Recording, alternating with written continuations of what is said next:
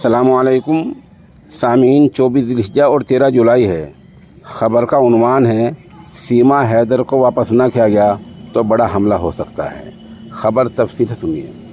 Mumbai traffic police control room को एक call मिली है जिसमें 26/11 हमले जैसा दहशतगर्दाना हमला करने की बात कही गई है, धमकी दी गई है। फ़ोन करने वाले ने उर्दू ज़ुबान में बात करते हुए कहा, अगर सीमा हैदर वापस नहीं हुई तो भारत बर्बाद हो जाएगा। फ़ोन करने वाले ने आगे 26/11 जैसा दहशतगर्दाना हमला करने की धमकी दी है। फ़ोन करने वाले ने कहा, अगर हमला हुआ तो इसकी जिम्मेदार उत्तर प्रदेश सरकार होगी। Mumbai police traffic control room को ये कॉल 12 जुलाई को मिली थी, जिसकी जांच की जा रही है। बहरहाल सीमा हैदर मुख्तलिफ ज़राए से मिली ख़बरों की बुनियाद पर ऐसा मुअम्मा बनती जा रही है जिसके मसले का हल बहुत मुश्किल नज़र आ रहा है।